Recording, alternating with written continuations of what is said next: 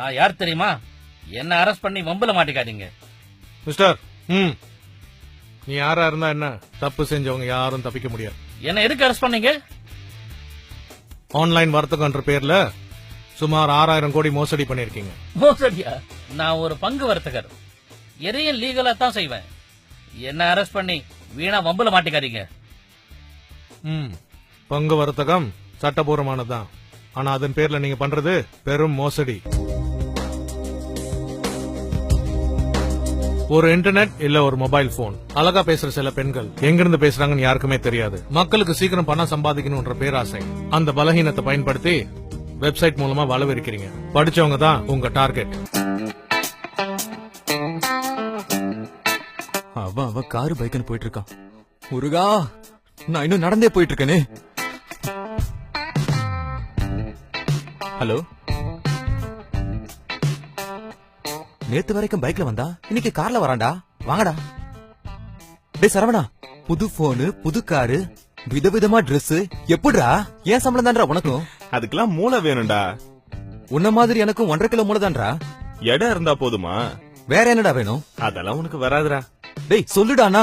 Online trading அப்படின்னா MLM, doubling, monthly returns, lottery, இப்படி share market சாத்தியங்கள் எல்லாம் மீறி மோசடி பண்றீங்க. நொடிக்கு நொடி பணம் வச்சு. பணமா? என்னடா சொல்ற? இதுதான் ஆன்லைன் ட்ரேடிங். எப்படிடா? 1 லட்சம் போட்டா 2 லட்சம், 2 லட்சம் போட்டா 4 லட்சம், 5 லட்சம் போட்டா 10 லட்சம். சில பேருக்கு மட்டும் பணத்தை ரெட்டிப்பாக்கி திரும்ப கொடுத்திருக்கீங்க. பலருக்கு பங்கு மார்க்கெட்ல சரிவுன்னு சொல்லி ஏமாத்திருக்கீங்க. அவங்க இதுக்கெல்லாம் ஒத்துக்கிட்டு தானே முதலீடு பண்ணிருக்காங்க. அதுதான் உங்க பலம். பணத்தை எங்க இன்வெஸ்ட் பண்றீங்கன்றத சொல்றதே இல்ல.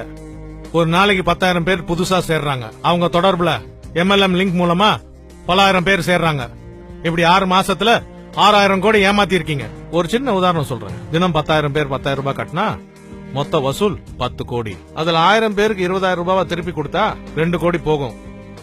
மீதி 8 கோடி நிக்கும். மிச்சமுள்ள 9,000 பேருக்கு 50% நஷ்ட கணக்கு காமிச்சு வெறும் 5,000 கணக்குல திரும்ப கொடுத்தா 4.5 கோடி செலவாகும். மிச்சம் 3.5 கோடிய எந்த முதலீடு இல்லாம நீங்க மோசடி பண்ணி சம்பாதிக்கிறீங்க. ஒரு நாளைக்கே எப்படின்னா 6 மாசத்துக்கு 6,000 கோடிக்கு மேலேயே சம்பாதிக்கலாம். உங்ககிட்ட ஏமாந்தவன் MLM மூலமா விட்ட பணத்தை எடுக்கிறதுக்கு புதுசா அறிமுகம் செஞ்சுட்டே இருப்பான். இதுதான் உங்க வியாபாரம். இதுக்குன்னு ஒரு வெப்சைட் வச்சிருக்கீங்க. அதுல இருக்கிறது பூரா போய் தகவல். என்னால சாமானியம் எல்லாம் பணக்காரனா இருக்கான், அது தெரியுமா? உன்னால ஒரு அப்பாவி பையன் தற்கொலை பண்ணிருக்கான். சார், நான் ஒண்ணும்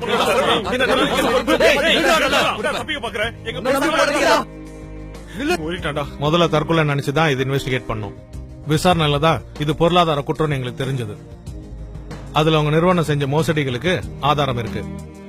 உங்களோட கூட்டாளிங்களை ஏற்கனவே அரெஸ்ட் பண்ணிட்டோம். இனி உங்களால தப்பிக்க முடியாது. ஒயிட் காலர் கிரைம்ஸ் பார்க்க லீகலா தான் இருக்கும். முதல்ல தனி நபரை பாதிக்கும், அப்புறம் நாட்டோட பொருளாதாரமே பாதிக்கும். ஆன்லைன்ல மோசடி செய்ததுக்காக உங்களை பொருளாதார குற்றத்துல அரெஸ்ட் பண்றோம்.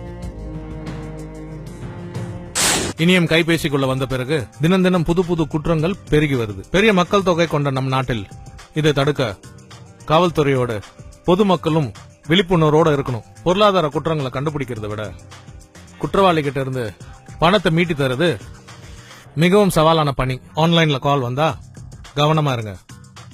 உங்க விழிப்புணர்வு உங்களை மட்டும் இல்ல, நாட்டின் பொருளாதாரத்தையும் பாதுகாக்கும்.